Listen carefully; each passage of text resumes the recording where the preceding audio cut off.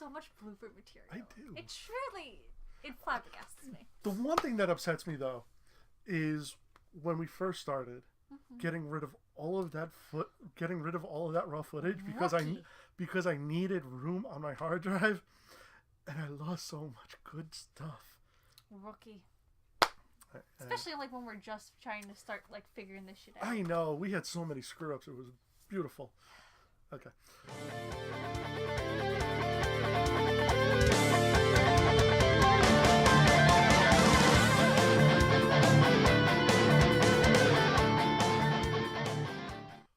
What's up, YouTube? Griever here, along with Arlene, and we are working on the Destiny Hunter cosplay for moi. And this, finally, yes. And on this one, we are going to be working the chest armor.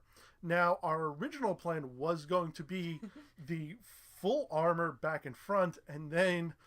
Okay, so this is twofold reasoning. You know me, I'm a person of reason. Part one is because I've already made the cloak, that's just going to cover up all the hard work we would put into the back in the first place. So, why just it's just going to be covered. Sure. And two, as a human being, a functional human being body. Functional is questionable, but please continue. If you have something like, especially like this type of foam that we're using, that's 10 millimeters thick, you're going to have restriction of movement. So if this one wanted to bend down to pick something up or bend over on a table when he goes to the con, it may not be the easiest thing. No, he would have to use his core, or if we did have it, it just is restriction of movement in your shoulders, your shoulder blades, and it's not fun. As someone who's had to wear a lot of corsets for her cosplays, she knows that shit ain't fun. No. It's just not. So it's a functionality purpose as to why we are only doing the front, so this young man can enjoy his time at the New Jersey GamerCon. Sorry, New Jersey GamerCon, and not have to be like, oh shit, I can't move. Yeah, sorry, I'm dropping shit bombs like a lot. Yeah. I'm really gonna have to learn a bleep thing. Yes, that's besides yes, you will. Anyways, either that or I will have a language disclaimer before this. Either or. Yeah. But anyway, so that is the reason as to why we are only doing the front piece. We are not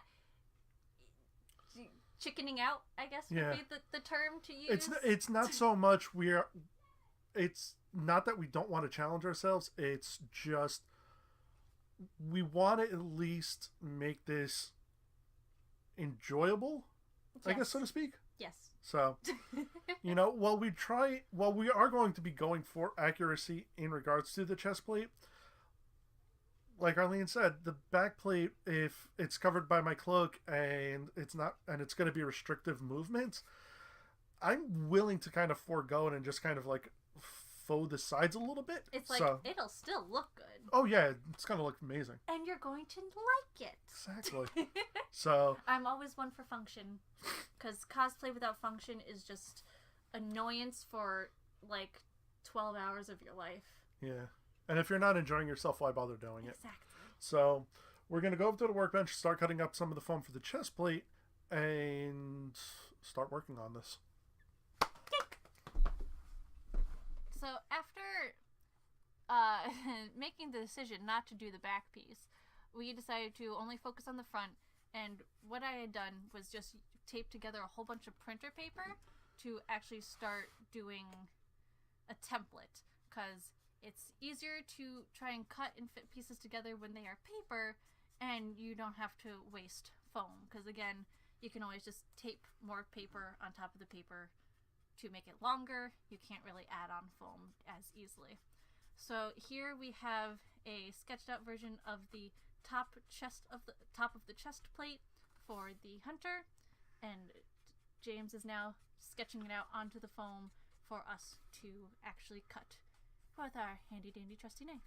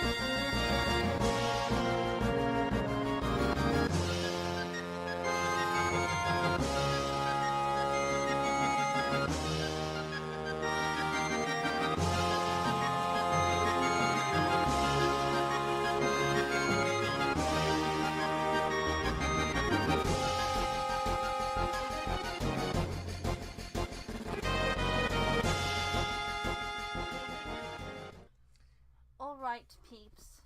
So, this came out pretty damn good. I'm so happy with it. I was, like, giggling and prancing around with joy earlier. As much as this one was over here. Right, James? Yeah, basically. He can no longer make fun of me for getting too excited about Starfire now. No, because I'm actually getting really excited about this now. It's still taking shape. It's like there's a validity into the giddiness. It's not just for show. So now we have it done, we're going to start making the pieces that go underneath this. I will put a disclaimer right now. I don't want to mess it up because it already looks so good. And when you fit it on James, it's like perfection. But we're going to continue and pray to the good Lord we don't mess it up.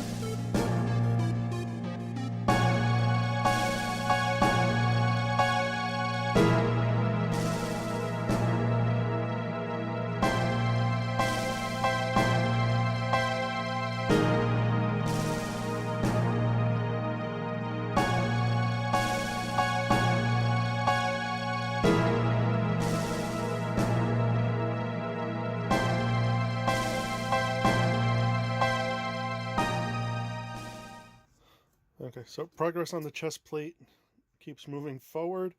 We've added a few more pieces structurally and cosmetically. Well, cosmetics are going on now. We've added a little bit more structure right here where Arlene's hand is. Sorry. And right now we're just adding a little bit of foam backer rod on to match the little vents sort of that are on the chest plate. So those are going to be going there and then on the other side. So we're seeing how this goes. And we'll see you in the next segment. Okay, as you can see since the last part, there's been quite a bit of progress on the actual chest plate. So all the painting and detailing right now has actually been done. I filled in a couple of gaps with some Bondo. Same Bondo I used for the hunter knife. The paint pretty much went on as I did about 3 or 4 layers of Plastidip, the rattle can, and went on really good. Did get a little heavy-handed in some spots, but thankfully it smoothed out, so just be careful when you're doing that. Then I did the Rust-Oleum 2X purple that I normally use on all my blasters. It did leave the paint a little crunchy in places, especially up here, but it is cracking a little bit when I try and like reform it.